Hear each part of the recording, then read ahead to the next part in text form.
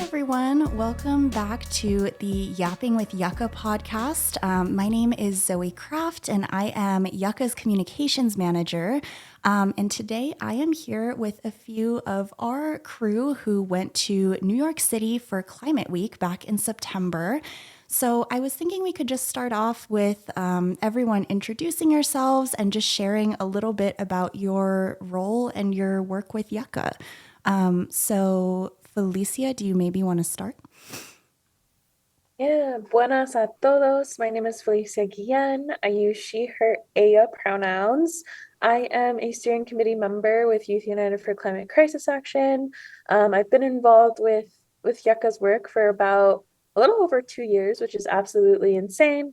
And a lot of my focus has been policy work, as well as organizing for the New Mexico No Fall Solutions Coalition, and really just building capacity for a lot of YUCCA's work in New Mexico, but beyond with other states and other coalitions in the US. Awesome. Johnny or Rafe? Yeah, I can jump in. Guatsi hopa wahenome huaka kwek shashka hanusta. Hello, everyone. My name is Jonathan Juarez. I use he, him, they, them pronouns from the pueblos of Laguna and Isleta. And I've actually been involved in YUCCA since it was founded in 2019, but I joined staff in 2021. And actually this week, I enter my 5th year. So yeah, it's been really great to see the organization grow and build capacity. And during that time, I've jumped around from a few different roles. I was originally hired doing policy work. A couple of years in, I switched to more communication-centered work. And now I'm back to what I feel is like my organizing home, and that is community organizing. And yeah, I can pass it to Raife. Hello, everyone. My name is Raife Juarez. I use he, him pronouns. I am on YUCCA's steering committee, and I've been involved with YUCCA for a little over 2 years now. A lot of the work that I do is with YUCCA's TikTok posts. Yeah. Yeah, I feel like y'all might have seen funny TikToks from Rafe over the past few months. And yeah, I don't know, Johnny, it's crazy to think that you've been here for 5 years. Like I am one of YUCCA's newer members of staff. I just came on last January. And so, oh my gosh, crazy to think about the amount of work that has gone on in the last 5 years. I know. I still think 2020 was 5 years ago. And I'm like, I mean, it was, but like, you know, I'm just, It makes me feel like I'm getting old.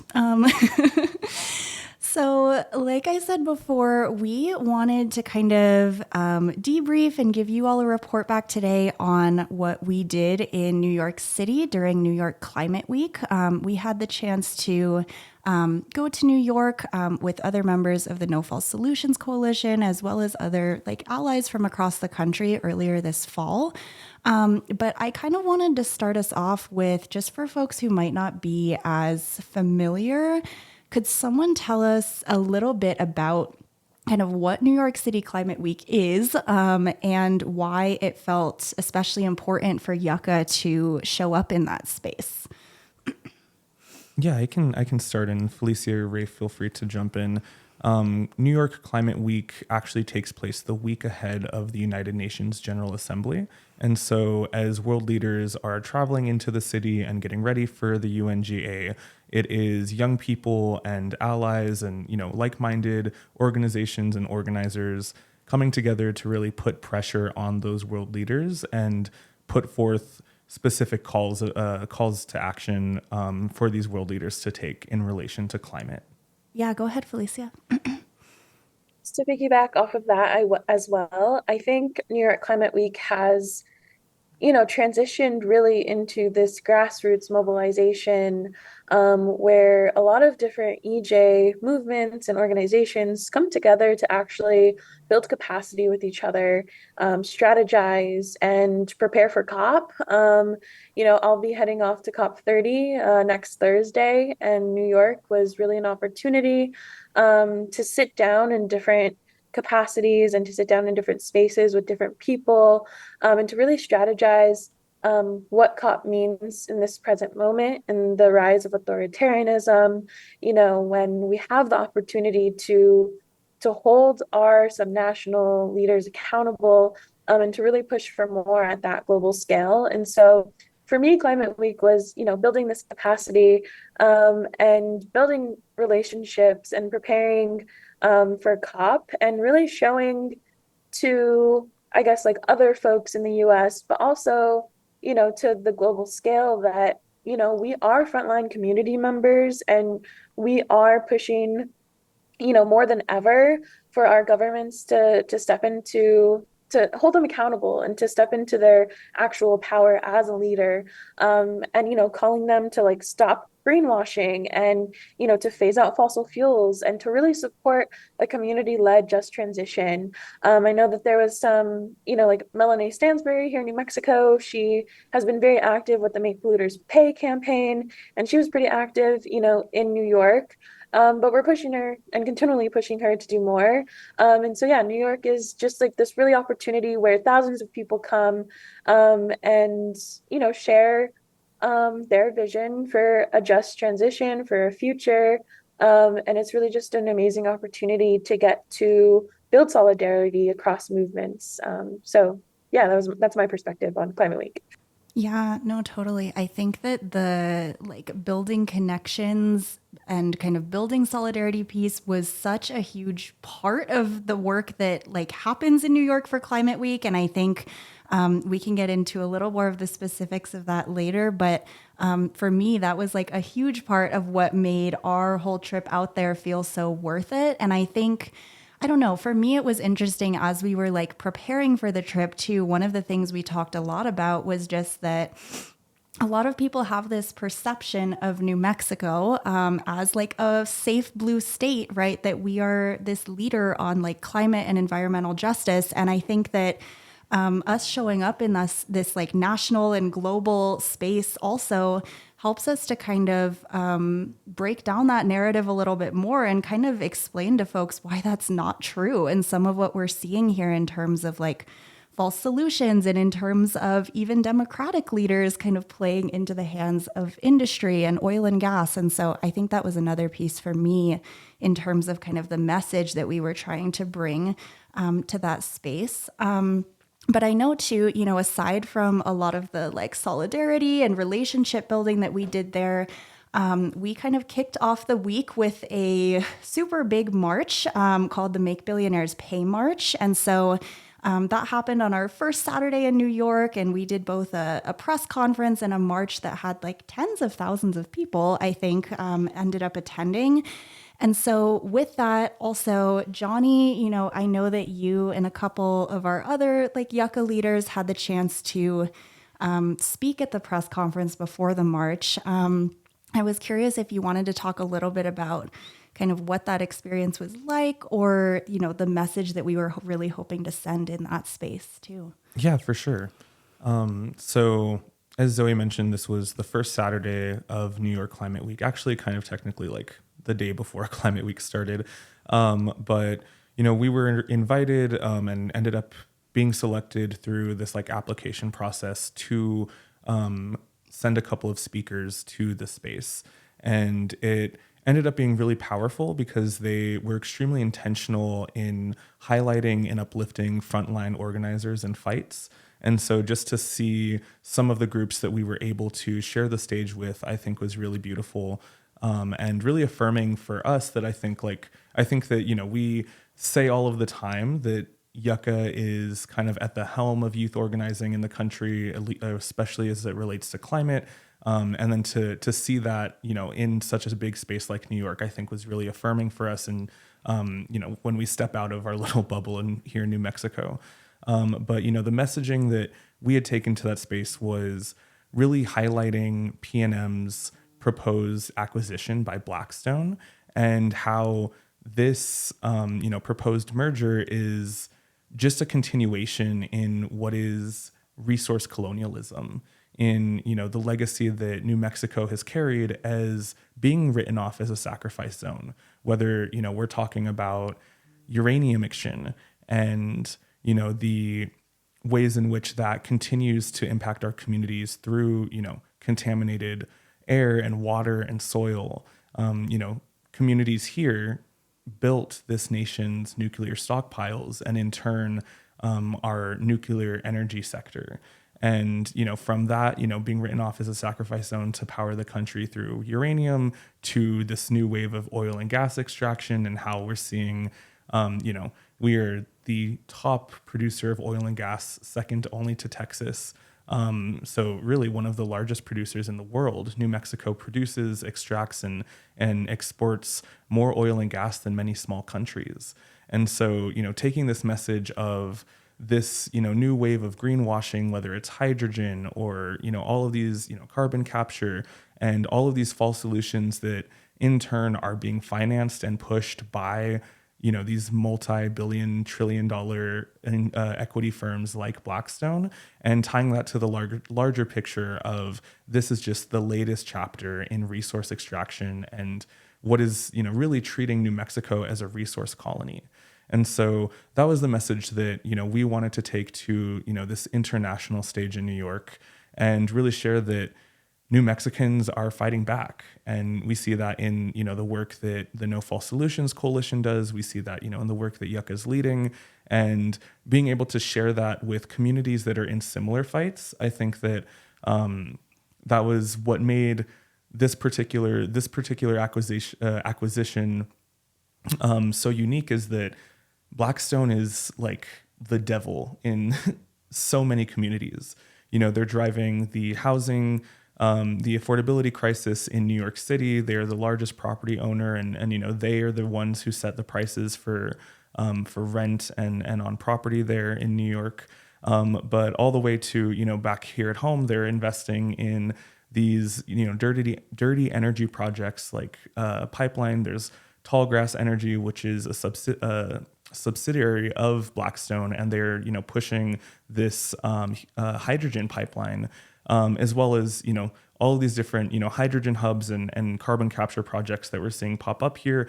Most of them lead back to Blackstone. And so when we look at this merger in a broader scope, we can see that this would be disastrous for New Mexico on so many levels. It would put New Mexicans at the mercy of one of the most predatory firms in the country. And it would lock us into decades of prolonged extraction, because we can see, Blackstone is the largest financer of fossil fuel projects in the world. And so looking at that bigger picture, I think it becomes clear that we can't afford to lose this fight, and to have our largest utility provider bought out by Blackstone. And, that was one of the largest messages that we were carrying to New York. And then, like I mentioned, tying that to some of the other fights that our allies and partners are in across the country. Yeah. I just Go ahead, Feleecia. piggyback on something Johnny was talking about, which is New Mexico, being a sacrifice zone. And I felt like I was in a lot of different spaces with, a lot of different folks saying like, oh, like we are also in a sacrifice zone. And yes, they are. But New Mexico is like federally recognized as a sacrifice zone. And so the fact that the government recognizes this, yet still continues to extract, pollute, and harm our communities, that's like a whole other story. This is what makes us a resource colony. And so, I'm glad that you brought that up, Johnny, because that's like so important to recognize. And yeah, I feel like that was like a huge narrative that we took during the make polluters or make billionaires pay march, as well as going back to Zoey, something that you said, that New Mexico, although a blue-led state, we are ultimately like a blue state echo of Trump's fossil fuel agenda, and our economy is so tied in. And so we're trying to make that very clear, that, although the MLG promotes herself as a climate leader, her record, tells another story. And, her administration is continuing to advance industry schemes like the Strategic Water Supply Act, and leaving out basic protections like the drilling setback law that we tried really hard to push for in the 2025 legislative session. And back to Johnny's point, welcoming Wall Street giant Blackstone to place a bid to take over PNM. And we really, I think, from my perspective, I really wanted to show that this, this isn't climate leadership, and it's ultimately just industry power dressed up as progress, at the expense of our health, of our people, of our water, of our future. And so, yeah, I feel like that I personally was carrying that message around, especially with the 5F campaign, which is the full, fast, fair, funded, and feminist phase out of fossil fuels. One of our key states is New Mexico because we do produce one of the largest amounts of oil and gas. And MLG promotes herself as a climate leader, along with Governor Gavin Newsom in California, as well as Josh Shapiro in Pennsylvania. And so that was really huge. And it was just like so empowering to see Johnny, Zeph, and Yaj, YUCCA leaders up on stage during the press conference right before the Make Billionaires Pay March, seeing them really speak truth to power and having this opportunity, not only as young people, but also as, representing our fight in New Mexico. This was huge. It was really awesome. And then, hopefully, Zoey, when you're editing, maybe you can add in like some video clips of the banner that we brought. But it was like back off billionaires. New Mexico is not for sale. And we got a lot of attention with this banner. So shout out to YUCCA from Pueblo Action Alliance, who designed and, painted this amazing banner for us to take to New York, because that was really awesome. And, I remember Johnny mentioning that folks like started creating their own chants to support and uplift us in the little, New Mexico delegation. And so that was really, really awesome and really empowering to be part of, such a huge gathering of a lot of different frontline, indigenous grassroots leaders all across the states, but also as well as all over the world. I got the opportunity to be near the front of the march, holding, the huge Make Billionaires Pay banner. And so that was really awesome. I was joined by other folks from like the Global South.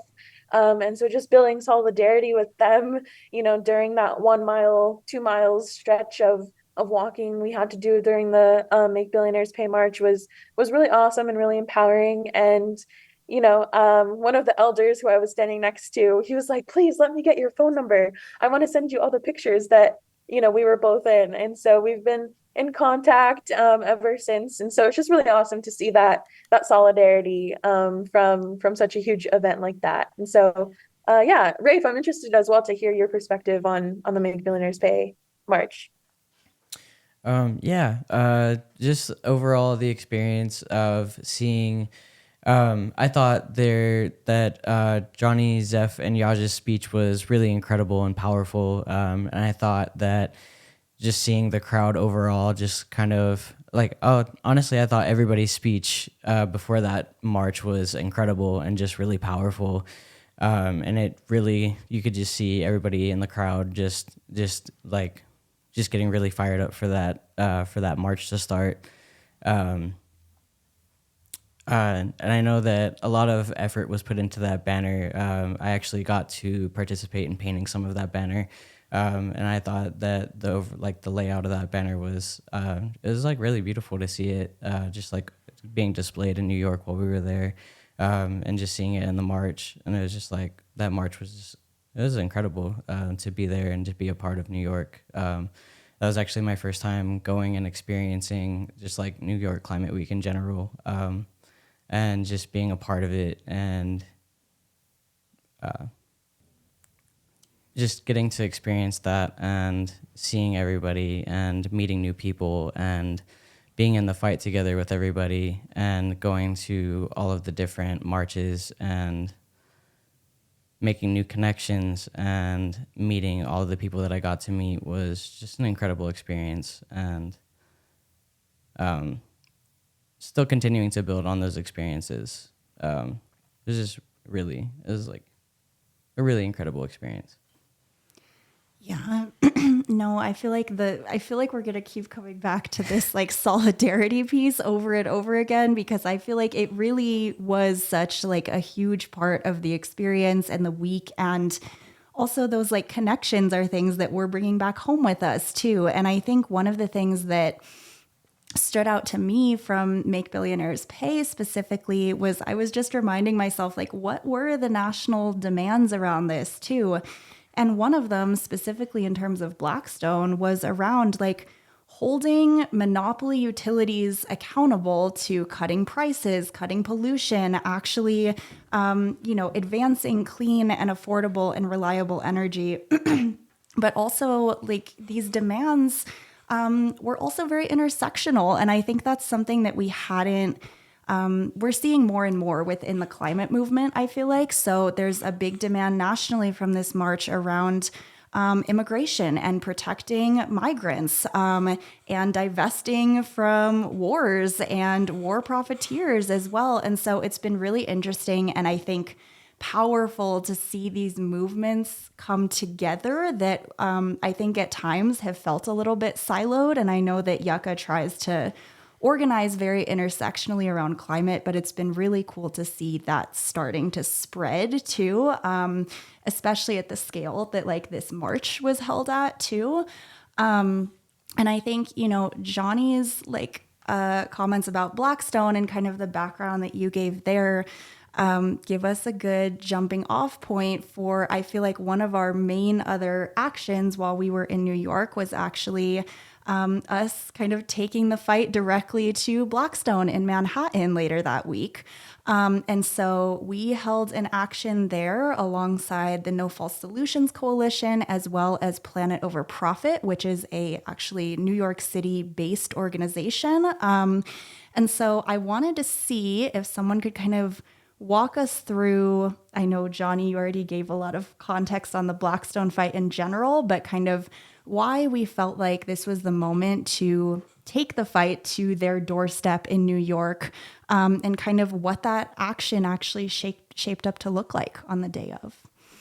Yeah, so, we actually first met organizers from POP, which again is Planet Over Profit, in Washington, D.C. earlier this year. And this is a group that I think we kind of have been fangirling over here in New Mexico, just watching all of the different direct actions that, they're executing, whether, that's disrupting these, $1,000 ticket billionaire conferences that are around, advanced energy or, whatever it is, they are always there to show up and disrupt those spaces. And so we were able to work together in the months leading up to Climate Week to, really craft this direct action targeting Blackstone. And really, to answer your question, Zoe, I think, the intention of taking this fight directly to the doorsteps is to let them know, like, hey, like, billionaires and executives who are making decisions in, these high-rise skyscrapers in New York City who have never stepped foot in New Mexico have no business making the decisions on behalf of our communities. And that we're going to show up, like, literally to your doorstep and say this to your face. Say no. Say that our communities deserve to have self-determination. And, our communities for a very long time have been pushing for a just transition and for, renewables and investments in, different true solutions to the climate crisis. And we refuse to let all of those fights, take 10 steps back because of Blackstone's, investments and the hold that they have in the fossil fuel industry. So like I mentioned, we worked together for a few months leading up to Climate Week. The intention was to really shift gears from, we've held events outside Blackstone before, but in the past, they've really been kind of like rallies and really, there wasn't really an element of disruption. And so that's what we wanted to shift with working with Planet Over Profit. And specifically, working with them on the ground there in New York so that we moved in a way that wasn't like these outsiders like parachuting into New York City and doing, whatever we wanted to, but actually building it in coalition with the ones who are there, like on the ground doing the work every single day. And so I think that, it was an incredible moment of partnership. And I think, we really learned a lot from working with them and a lot about how these actions and just the geopolitics of it all like play out in New York City. And so yeah, I think that the intention was really to call more attention and put in the spotlight this proposed acquisition of P&M. And I think that we absolutely shattered that goal, particularly with the young people both from New Mexico and our allies in New York being arrested outside Blackstone that morning. I think that was very intentional. Like I came home and kind of had to explain to some folks, like, that wasn't just, I was like snatched, like that was very intentional. And we went in that morning knowing that we were going to go to jail. But what we were able to do was create the content and capture the moment that then went viral and has been shared tens of thousands of times, viewed by hundreds of thousands of people from coast to coast and across the world. And what that video and that footage is us speaking truth to power and saying, Blackstone needs to back off. They need to listen to the demands of the people living in these communities. And, again, they need to respect the self-determination of our state and of our communities here. And so I think that it was a very, very powerful action. It was, my first time being arrested, which was its own experience and taught me a lot. But I think that we were able to execute it in a way that kept everybody safe. It kept everybody, informed on what we were doing. And ultimately, I think that, we pulled off exactly what we were hoping to. Yeah, no, thank you so much for that, Johnny. I think that makes me curious too. And I know aside from, the arrest that happened, there was also another kind of rally component of this action that I'd love for, Feleecia and I can touch on in just a few minutes, but especially for like the two of you to kind of putting your bodies on the line in that way. Is there a message that we were hoping to send other than the kind of strategy that you talked through, and kind of just what was that experience like for you all, especially in a place that is a little bit less familiar to us, right? Doing this and taking escalated action in New York City. And is there also anything that we can do to support you all moving forward? Because I think one of the things that happens when we have posts like this go viral is not everyone has a good sense of like the follow-up and kind of the next steps that can come out of that. So in terms of outcomes, after the arrest and other support, also, is there anything else that folks can do to help you all and support you all? I would definitely say that the experience is different than what we experienced, definitely with seeing jail support in other places, that we do here for comrades that are arrested here. It's a very different turnaround. As far as what we did in New York, that was more we talked about it and kind of obviously it was something that we had planned and talked about together before we had gone and done this part for our action. In New York, they obviously have more of a response unit for protests. They have a whole unit that responds to protesters, and they have an actual precinct for it. So whenever we were arrested, we were out within about a couple hours, versus if that were to happen to us here, that is a more lengthy process, and a more trying to think of how to word it.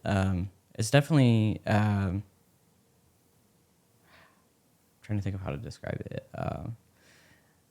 At least for my first time being arrested, it's not exactly what I expected, I would say.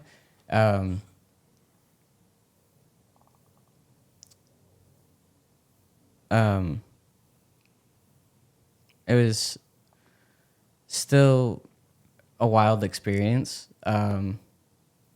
just with, it's not being outside of a building and kind of having them walk up to you, and they didn't necessarily like kind of just like grab you. It was more so they walked up and kind of just like tapped you, and I kind of just turned, and this when they were just like took the banner from me and kind of just grabbed my arms and started to handcuff me, or like they didn't even really handcuff me. They put me in zip ties, but it was still, I don't know, still an experience, I would say, of just, I don't know how to describe it. Yeah, I feel like one of the things that was really like interesting and helpful to me in terms of, you know, when you all were thinking about like taking on that risk too, was also this like partnership that we had built over a couple months with Planet Over Profit, in terms of also like understanding from them a little bit better how the landscape and how these things were handled in New York City was inherently like a little bit different than how we're used to them being handled here, and kind of the ways that that helped folks make like informed decisions around the risk too. But I think too, I mean, Johnny, is there anything else you would want to add about what that experience was like? Yeah. I, first would say that their response was insane. To have, there was maybe less than 15 of us who were participating in the escalated action. I think that, 8 were arrested. And within that, like, yeah, maybe 15 to 20 were also just participating, but were in a more yellow role. So as soon as the police, told them to disperse, they did. And to see that for that, 15 to 20 people, there were over 50 officers that came up to us. I think, I look back at some of the footage and it's just like dystopian. It's like out of like this, it's like out of a post-apocalyptic film. And to see so many officers, march on just this handful of young people. And we even had this amazing, movement elder. His name is John Mark, and he was actually arrested with us on his birthday. And to see the beautiful partnership that was people who have never been to New Mexico and people who have only known us for, a handful of hours, willing to put their bodies on the line with us to send this message to Blackstone, I think was really powerful.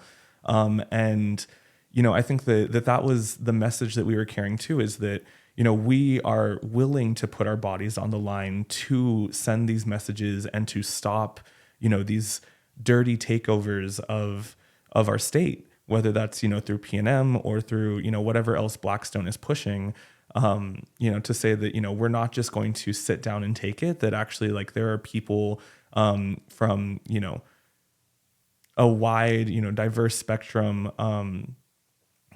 that are willing to put their bodies on the line to protect what is sacred. And so I think, like Raife had mentioned, it was a much different experience than what we're used to here in New Mexico or in Albuquerque when organizers are arrested. But it was still, very scary at times to see, so many officers like descending on us. And then, I am so grateful for the work that went into jail support. And, even earlier in that week, getting a chance to see that process firsthand and see how, just how caring and how much love goes into, that side of the work, I think also made us feel more confident in our decision to take that escalated risk. But yeah. Yeah, no, thank you so much, Johnny. And I think, for folks that maybe haven't seen kind of like the videos and the footage from this action. So, folks from both YUCCA and Planet Over Profit were arrested pretty early during the action, after, cops kind of descended very quickly on Blackstone's headquarters. And so the other piece of this action that continued on after folks had been arrested was also a rally with speeches from not only No False Solutions Coalition members, but also from some of our allies from across the country. including a speaker from POP, right, who spoke specifically about the harm that Blackstone is not only doing in New Mexico and other frontline communities, but also their role in things like the housing crisis and rising housing costs in New York City, that really helped us to get a better understanding and really intertwine all of our different fights and struggles for folks. But Feleecia, I know you spoke during the rally portion for YUCCA, and we're also around for a lot of that. Is there anything you'd want to speak to in terms of how that portion looked and kind of the message you were sending? Yeah, it was, really incredible to see the civil disobedience group, do their thing and really hold as much down as they could. They were, a small group, but they were super mighty. And, we were able to cause like some disruptions. The police and the security guards for Blackstone, they had to, reroute all the people who were trying to get into the office building.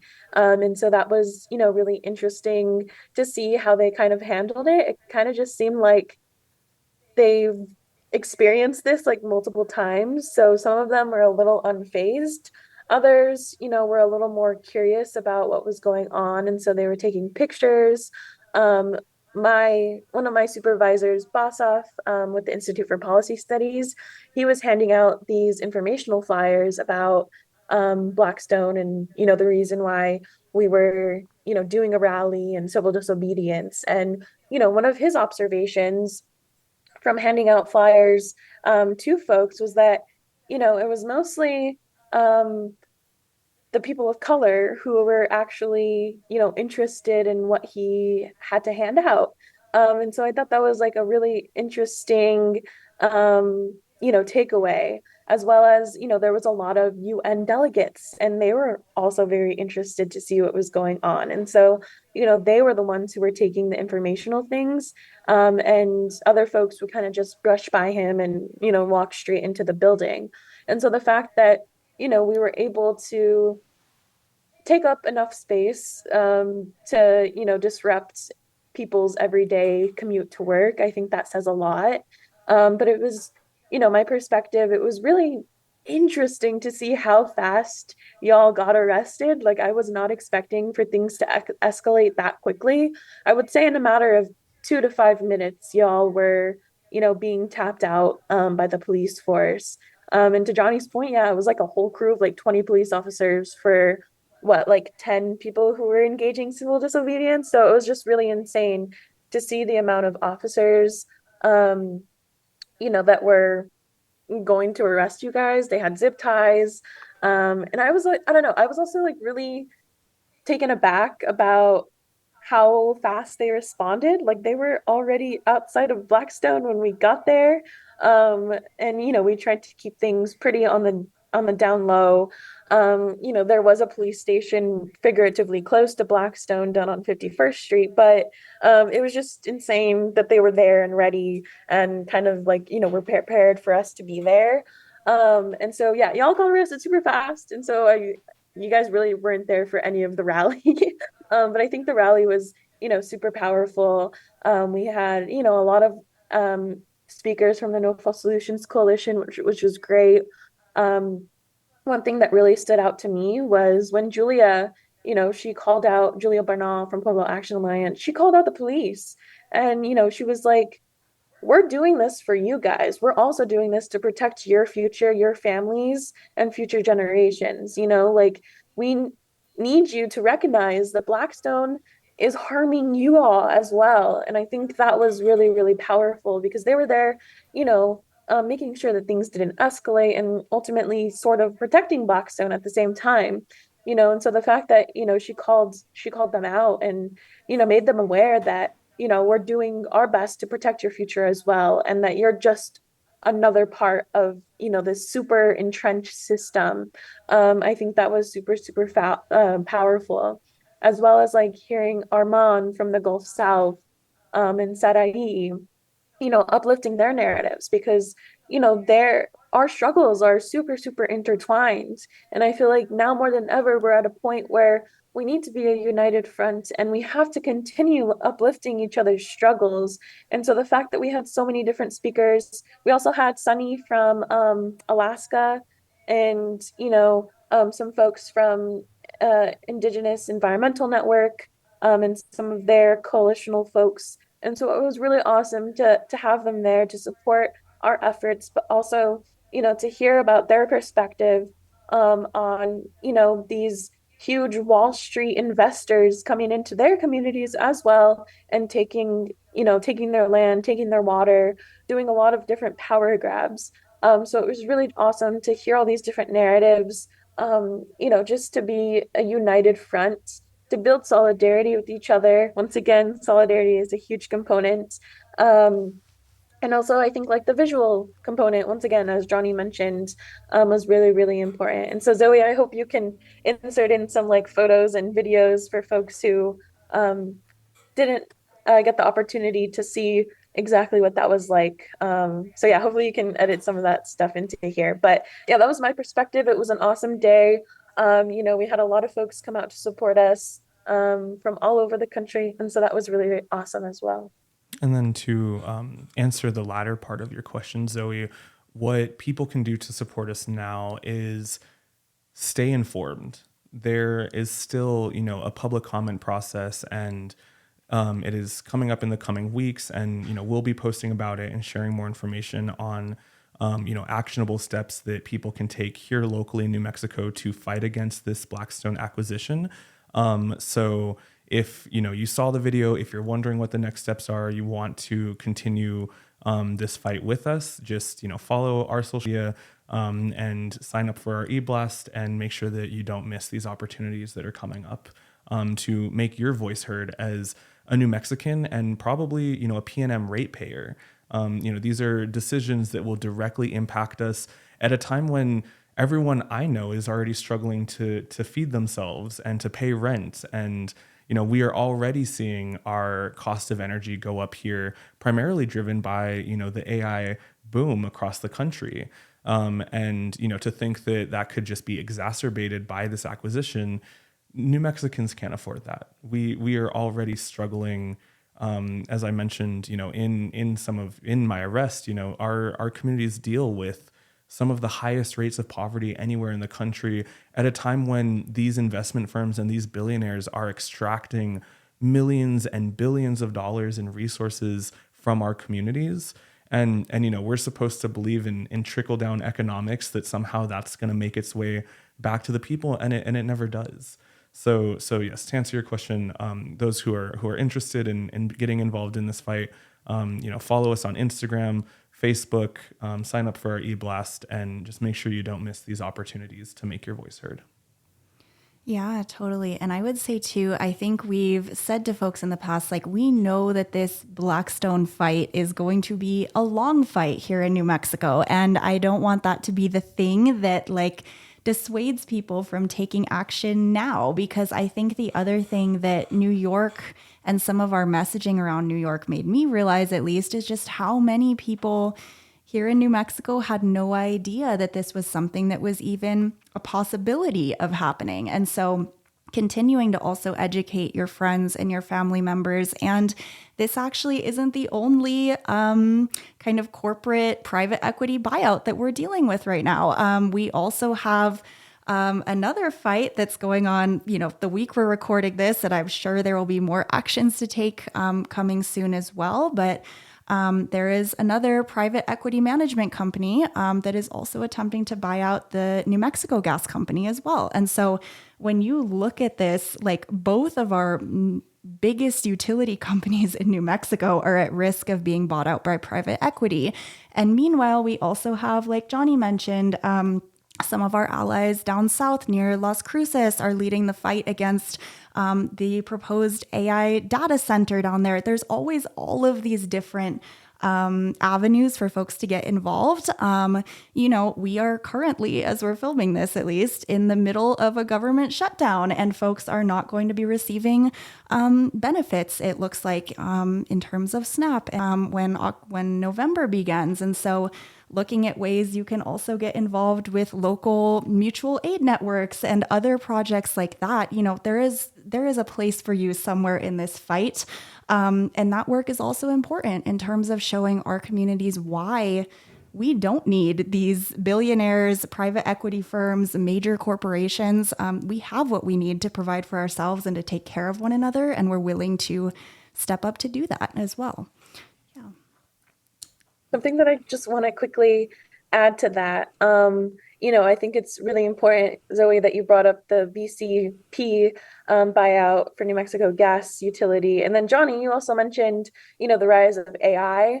And it's really weird because suddenly the world's most powerful corporations are obsessed with the desert, right? And, Project Jupiter in the south of New Mexico, Santa Teresa, Donna Ana County area, is suddenly this like new symbol of, big tech's land grab in the Southwest. And so there is obviously a reason that Blackstone and BCB that they're trying to grab hold of our utilities. With the rise of AI, we need stronger power grids. We need stronger systems to equip these data centers with water and with energy. And so it's very obvious that there is a direct link. We're seeing, new nuclear investments being put out. We're also seeing like the reopening of, coal power plants or the extension of the life of these coal power plants. And I think it does, trickle down somewhat to the rise of big tech, AI, and data center development, which hopefully could be another episode because that's a huge conversation. But I think the links are there. And I think they're becoming very, very obvious. And so, as always mentioned, this is going to be part of like a huge, bigger fight that we have to work really closely with a lot of different communities, right? Because it's not just New Mexico, it's also, folks in, Texas who are fighting Elon Musk's like SpaceX. It's people in Tennessee who already see this, data center build out and how it's impacting their land, their water, their air, et cetera. And so hopefully we can have another podcast episode talking about big tech because it's very obvious that this huge Blackstone takeover is a part of a bigger power grab by big tech and, Wall Street. Yeah, I think that's a really good point, Feleecia. And I think we should do another episode on big tech and AI data centers and that fight that we're seeing, because I think in the same way that all of our struggles are interconnected, the power and wealth of these billionaires and corporations is also interconnected in sometimes more ways than we could imagine, and also in ways that are super obvious in terms of like the buyout of these utilities, simultaneously this proposal for an AI data center. It's becoming very clear what the kind of objective is with some of this. And I think that kind of leads me to also, this kind of idea of solidarity and this idea that our fights are interconnected, makes me think back to as well when we were in New York, we did a couple of other actions alongside some of our allies. So I know that there was a march we had participated in on the morning of Netanyahu and Donald Trump's speeches to the UN General Assembly. Those are a couple things that, like, to me, I would think maybe if folks are a little bit less familiar with our work, might feel a little bit disconnected, right, from our fight for climate justice and environmental justice in New Mexico. So I was curious if someone might want to speak to a little bit kind of why they are so connected and why we organize from this intersectional lens that I think we keep going back to when we're talking about this week in New York. Yeah, I think in the rise of fascism, authoritarianism, in the face of billionaires really taking over democracy, it is now come to the realization, or not necessarily the realization, but it's come at the forefront of a lot of EJ groups, of a lot of, folks who are working for Palestine liberation, for people who are working, you know, like immigration rights and stuff. Like it's all coming to our attention that now more than ever, we must work together because we're quite literally in the fight for democracy. We're in a fight for, free speech, for our basic human fundamental rights. And so personally, I feel like more than ever, this past year has been, sort of these different groups coming together and forming these bigger coalitions in solidarity with each other because, we realize that we have to put like our personal politics aside. We have to, put down the interpersonal fighting, and we need to get to work. We need to do the things that need to be done. And so, I'm feeling that solidarity grow more and more every day.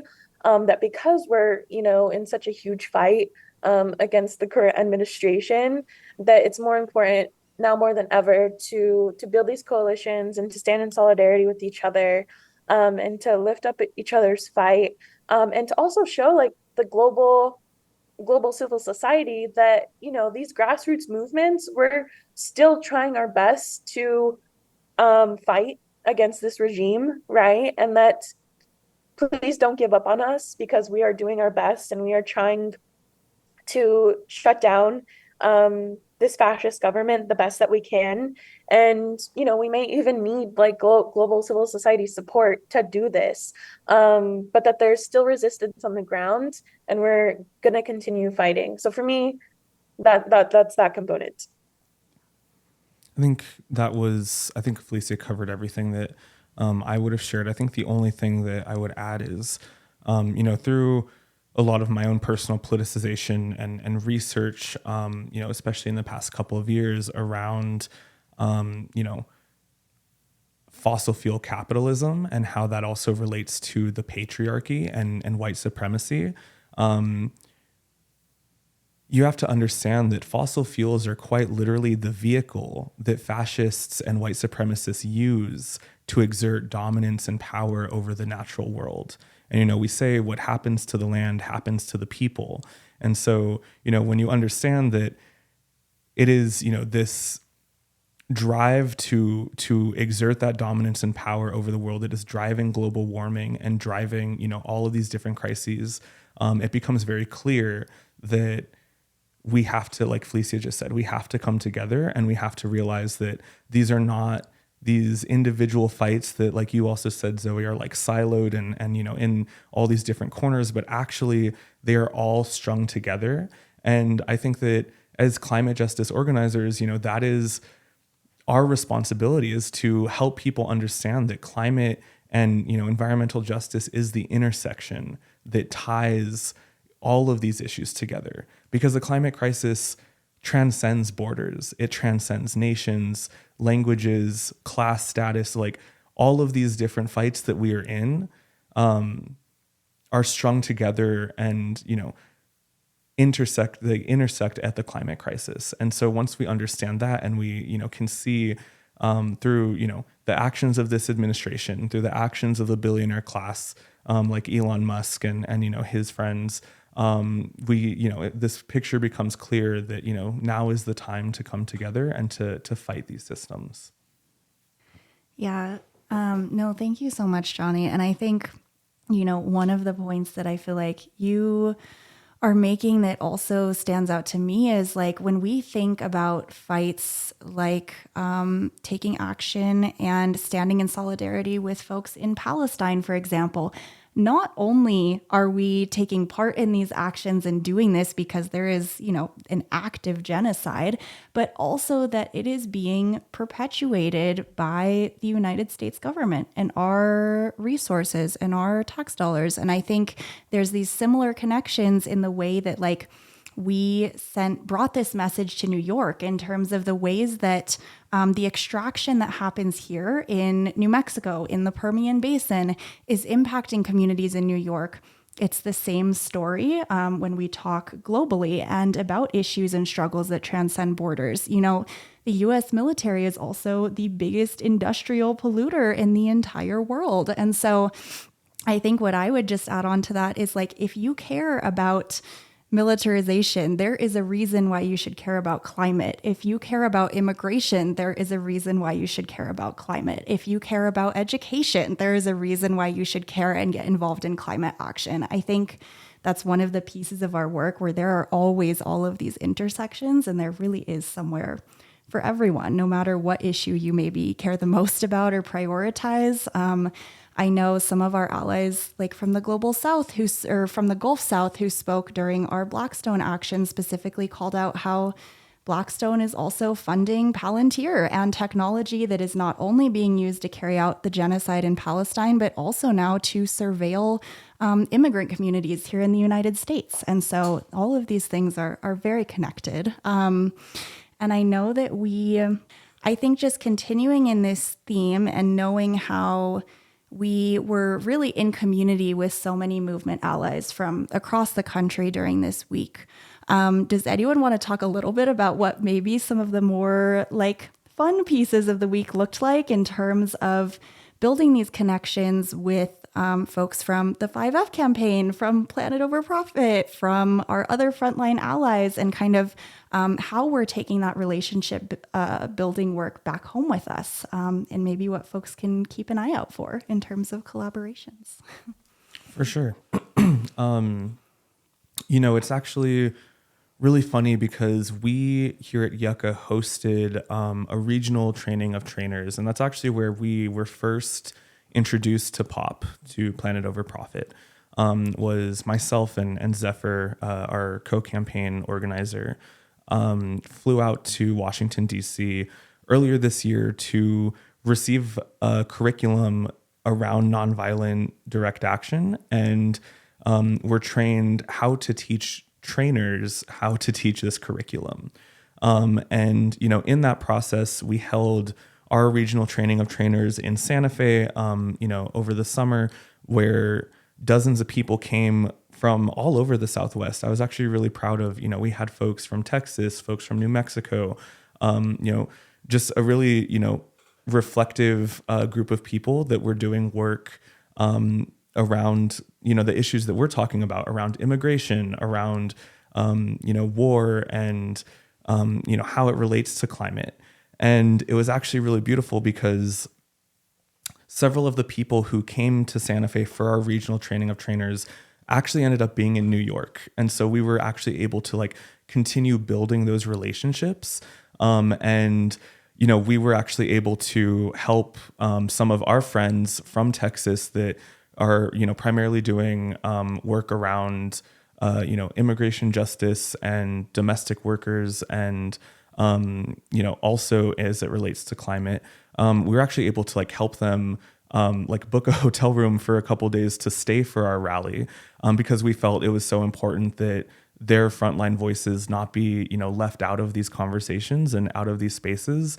And, because of that, we were able to have, voices like Sarai join our rally at Blackstone and really bring, the perspective of how immigration and, resisting these sweeps by ICE tie into the conversation about Blackstone and climate.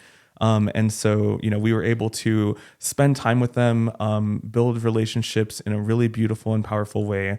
We also, Raife and I went to Portland a couple of years ago for the Youth versus Fossil Fuels conference. And that's actually where we met Armand for the first time. And they are just such a beautiful, wonderful person. I have so much love for them. We were actually able to, on your question, Zoe, some of the more fun things that weren't explicitly climate related, we were actually able to, we had this evening with Armand from the Gulf of Mexico Youth Climate Alliance, and with John from Texas. We were able to actually do some fun things, and we were able to take the Staten Island ferry, and Armand has this tradition, and we were able to time it perfectly where we caught the sunset right behind the Statue of Liberty as we took the ferry to Staten Island. And then on the way back, we got to see the city lights, the New York skyline at night, which was just really beautiful all around.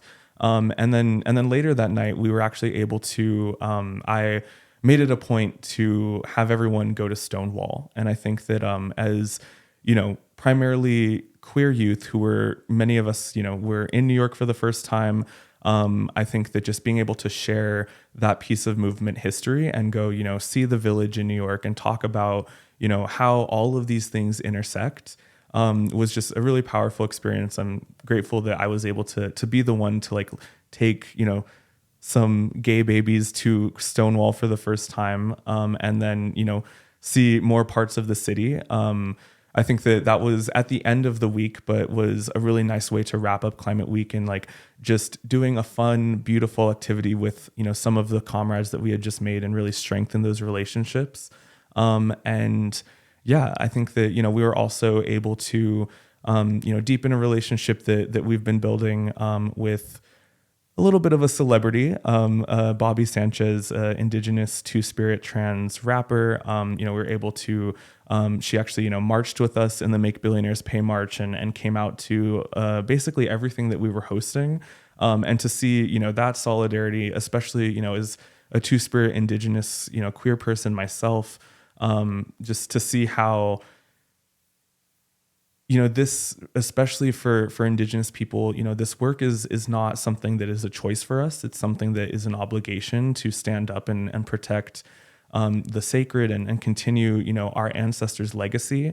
And so to just kind of, drop into New York for a week and then, find our crowd of other, Indigenous youth and queer youth, I think was really powerful. And so I'm really grateful that in the midst of ceremony and protest and meetings and, the hustle and bustle that was New York City. And, we were up some mornings at like 6 a.m. and then didn't get back to our Airbnb until like midnight.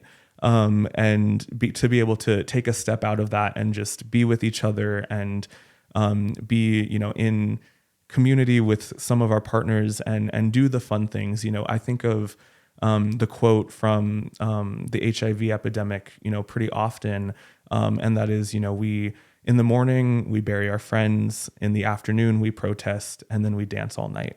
And I think that speaks to, how important it is to find joy and happiness in these moments of resistance. And, as, fascism is literally on the rise. I remember that like NSP 7 directive, whatever the hell it is, came out while we were in New York. And so, all this to say that we were feeling the fear and the anxiety of, what is the rise of American fascism and authoritarianism, very much so on our trip. But to be able to take a step out of that and also like hold each other in a really beautiful way and find community and build relationships, I think was just as valuable part of the trip as, the actions and everything else we were doing. Yeah, just to piggyback, off of that, I'm currently based in Washington, D.C., and so the fact that everybody came out to the East Coast was really awesome. It was great to see, all the folks that I love and cherish in a different font, in a different space, and, how we all collectively rose to the pressure and the chaos of Climate Week. I was bouncing all over the place from Brooklyn to Upper Manhattan to Lower to East. It was a lot, and it was very busy. But I think I found a lot of joy in literally just spending time with folks. We had an NFS coalition dinner, which was really lovely. Johnny, yeah, and took us out to Stonewall, and we had like a really fun night in New York during the tail end of New York Climate Week. And that was really awesome. Just to kind of like de-stress from the craziness of the week.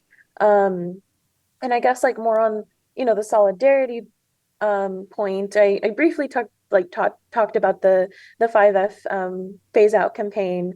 And once again, that's like the full, fast, fair, funded, and feminist phase out of fossil fuels, which ultimately, pressures the US government to do its fair share, and to end the fossil fuel era by phasing out oil, gas, coal, petrochemicals, and plastics at home in the US. But also, pushing the US to pay its fair share for climate mitigation, adaptation, reparations, and including a just transition in fossil fuel producing countries in the global South. And so, as I mentioned before in this episode, we work very closely with movements on the ground in California, New Mexico, and Pennsylvania. And so it was really awesome to see, the organizers of this 5F campaign, being me myself at IPS, as well as folks from Oil Change International, Center for Biological Diversity, Last Chance Alliance, seeing them come and rise up to like, okay, what does New Mexico need right now? You guys are doing the Blackstone Action. What support can we provide? I know that I like IPS, for example, helped distributed op-eds. Like Zoey and Adif had a really amazing op-ed in the Santa Fe New Mexican that, IPS was able to help place. And then, I wrote like more coalition campaign based op-ed that got placed in Common Dreams. And I thought that was really, really awesome, and so the fact that this group and this campaign was just willing to, support with a lot of different things on the ground in New York was really awesome. Of course, with New Mexico, but also for California, we did a huge banner drop against Governor Gavin Newsom saying, Governor Gavin Newsom, if you can't stand up to big oil, how can you stand up to Trump? And that was really awesome as well because he was very present during Climate Week. He went on the Colbert Show. He was in all of these different spaces, and he is one of the leaders who points themselves as this climate champion in addition to MLG. And so the fact that we were able to build that state to state coalition and that power and solidarity was really awesome. I think about like the IEN folks, they were also at the Governor Gavin Newsom drop, and then they were also at our Blackstone Action. And so it was really awesome to see them in both spaces and to represent and to have the 5F organizers, really just wanting to support and uplift the New Mexico crew was really, really awesome. And also Bossoff, shout out to Bossoff Sen from IPS. He was like an honorary New Mexican all throughout Climate Week and just like tagged along with the entire New Mexico delegation, which was really, really awesome. And I absolutely really enjoyed that. And so, just building that cross coalitional capacity was really awesome. And I really do feel like we made so many connections and, made, like our movement aunties and our elders, they carry a lot of relationships. And so I really felt like a lot of those relationships were somewhat passed down to us during Climate Week, which is really important, right? Because they've been holding everything for so long. And so the fact now that we have relationships with these people, I think relieves a lot of the pressure off of them. And I think there's also a bigger call for our elders to pass on these relationships. And so this was the space to do it. We did it, and we can only go on to building more from here. But yeah, New York was a crazy time, and we did find time for joy amongst all the relationship building. So Raife, I don't know if you have anything to add, but maybe I'll pass it to you. Yeah, I was spending that time kind of collecting my thoughts. I guess just to piggyback off of what everyone else has said, I think what all of you have said was actually really beautiful and well put together. I think that even though there were a lot of kind of really stressful and heavy moments in New York, along with just like being arrested and just like a lot of like the protests and actions that we did, and along with just like Netanyahu and Trump and just like everything while we were there, there were a lot of just like heavy moments, but I think there was a lot of moments where we were able to find joy and kind of come together and just come together in solidarity and community and just like build on the relationships and even find new relationships that didn't exist before, and just like passing on other relationships that just like people that have never been before, and just kind of trying to collect my thoughts, but just like building on relationships that weren't there before, and just even seeing people that you haven't really seen for a long time and being able to enjoy those moments and finding those moments of joy in moments that are really heavy and you don't really know like what the future is gonna kind of bring on, and just being able to lean on each other in those moments and find the beauty in those moments. And I think that was just like, there's a lot of beauty in that. And I think that trip was a lot in a lot of ways, but I think it was a really incredible trip. Yes. Oh my God. Just like the fact that, like, most people I had only seen on a little box on Zoom before Climate Week, And so I was thinking like people were taller or shorter, and then I met them in real life, and I was like, oh my God, you're so tall. Like, this is insane. And so just purely like, getting off the computer and actually building these relationships IRL was huge, because most of the time we only interact via, our little Zoom boxes. And so it was so nice to actually see people in person and to meet them in person for the first time.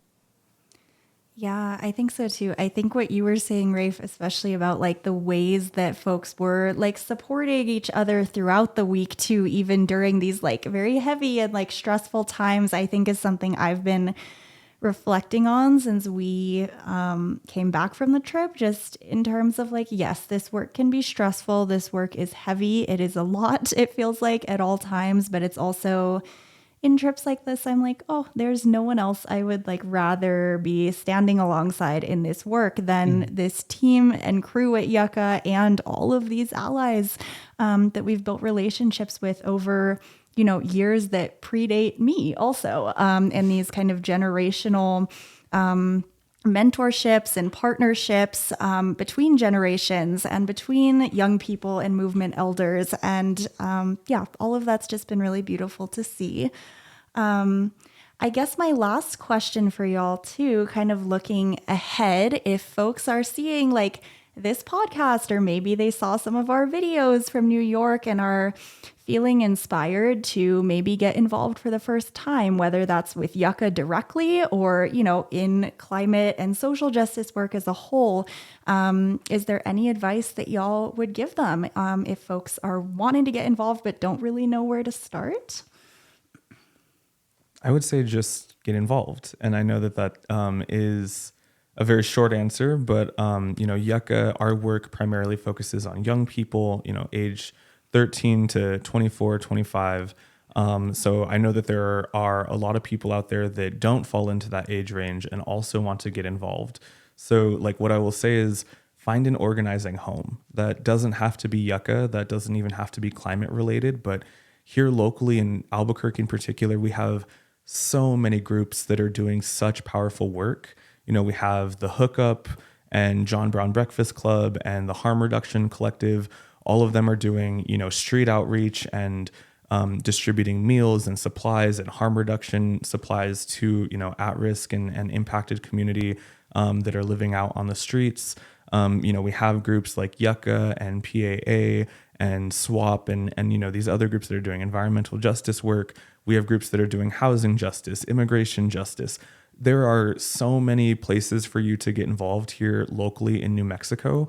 And we need people. Like you mentioned earlier, like there is a place for everyone in this movement, whether you are like a foot soldier on the ground ready to do direct actions, or you want a more chill thing like jail support, or even, making meals, or even, helping watch children. Many of our movement people have families of their own, and we need every piece of it, whether that, like I said, is the child care or, healthcare providers or whatever that looks like for you. You can find a place in this movement. And like I said, I strongly encourage anyone who is hearing this and wanting to get involved for the first time. There are just so many starting places here locally. And, if you're having trouble, you can reach out to us and we can try and help you navigate and plug you into the right place. But there will be, there is a place for you. And maybe even, you join something and it's not the right fit, and that's okay. Like that's part of the politicization journey of like, I remember when I was a young organizer, there was a time, in my late teens where I was doing a little bit of everything. I was working for several different organizations. I was in like 3 different youth groups. I was just running around like a headless chicken trying to do absolutely everything. And, that, to say that you can find your place, whether, you know, it ends up being on the first try or you have to try a couple of different orgs or spaces, you will find your home in New Mexico's movements. And this is just the best community I think I've ever had. You know, so many of them have become chosen family for me. And, you know, when I'm struggling, when there's something going on in my life, when I need people to lean on, these are the people who show up for me. And so I strongly encourage, you know, anybody who's listening to find their organizing home and get involved. Yeah, a huge like plus to that. I think Johnny, you said that perfectly. I do want to encourage folks, if you're a youth, like come join us at YUCCA. There's a space for you and we need members. We want to, take you in and build your leadership skills. So stay updated, with our Instagram. Zoey does a really great job of making sure that public calls to actions are, up on our Instagram. We have a newsletter that you can join that also, Zoey does an amazing job sending out updates. And so that's a great way to stay plugged in. If you're wanting to do like more tangible things, like talk to your family, bring these issues up to your family, educate the people around you. I think that's like one of the biggest things that you can do as an individual is to educate the people that you love, and to just talk to them as a human being one-on-one. It took a lot for me to explain these issues to my family until I approached it in a very health-based way, because that's what stands out to my family, right? Like, my grandma currently has pancreatic cancer, and I had to explain to her that that was probably because of, the testing of the first atomic bomb, which she was a downwinder from. And so, it just starts with these like basic level conversations, which I think really makes the difference in the long run. But yeah, follow us, on Instagram for all the updates. We have an amazing steering committee member who, does, I think, weekly or bi-weekly mindfulness for the movement events. So, even if you want to engage in like a lesser capacity, we have so many different events, art builds, weekly meetings that you could tap into. If you're a Pueblo or Indigenous, person, like Pueblo Action Alliance is a great space for you to plug into. They have different internship and fellowship models that you can, try to apply for, which I think is really great. If you want to do like more farming and hands-on stuff, like go to Los Sardinas Institute. They're looking for volunteers. You can go to their garden, help them weed, harvest. Project Feed the Hood, the same thing as well. They have volunteer opportunities. And then, of course, there's like the No Mexico No Fault Solution Coalition, which does a great job of, educating folks. So there's a lot of different ways for you to plug in. And I really just encourage you, yeah, as Johnny said, to find your organizing home. There's many different options, and you don't have to do everything at once. It could be really one small step, and that small step could be, engaging with social media, or it can be talking to your family. And then you can, slowly get more comfortable with the organizing space. So yeah, it's more of like easing into the space rather than, jumping in. I think one of the huge things to come out of Climate Week as well was like, oh my God, like civil disobedience, like that's a lot, and a lot of our members, it took them a long time to feel comfortable with civil disobedience. And it started, with smaller rallies. It started with marches, engaging in different levels of protest. And then they were finally able to feel comfortable, to do the civil disobedience at Blackstone. So it's a lot of small steps that, can get you involved. So I just encourage you to do anything and to plug in to all of our different orgs. Yeah. Is there anything you want to add, Rafe? I would just say, kind of like Johnny said, like YUCCA doesn't have to be where you go, or like you can find your own organizing home. But I will say, kind of like I've noticed there are like other, like kind of like me, there are other people that kind of find their ways to run away from like bad situations and find themselves in, you know, like the military and stuff and like get out of it and like that way. There are other veterans that get out and don't really know like what to do with themselves and like find themselves, you know, like in situations like I was in. And I would say that, you know, they find themselves, they don't necessarily know like if they fit in or like where they fit in these roles or like in the world, kind of like how I didn't really know where I fit in. And I just want to put out there that like there are places for you to fit in as well, and you will find those places. It just takes that time, and it took me a little bit to find that place too. But for the people that are listening to this, like you will find that. You just have to find your organizing home as well. Yeah, no, thank you, Raife. And I think that's a super important note for us to kind of close out on too. I did want to plug one more time, if folks are interested in getting involved with YUCCA specifically, if you head to our Instagram, which is yucca.nm, or any of our other social media, you can click on the link in our bio and learn more about kind of how to get involved. We have a membership interest form for folks that are between the ages of 14 to 25, where we'll be able to start kind of welcoming you into the space a little bit more and give you a little bit more info about what our work looks like and some other ways for you to plug in.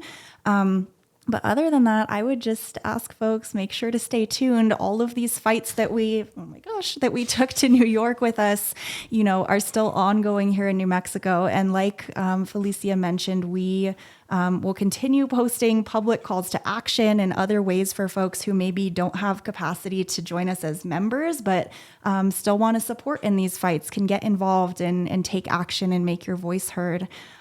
Is there anything else that folks want to add before we close out for today? New Mexico is not for sale. New Mexico is not for sale. All right. Thank you all so much for tuning in. And we'll see you on the next episode. Thanks, y'all. Don't hold on to what is now. Don't fall through, cut it out. Rebel music, bump it now.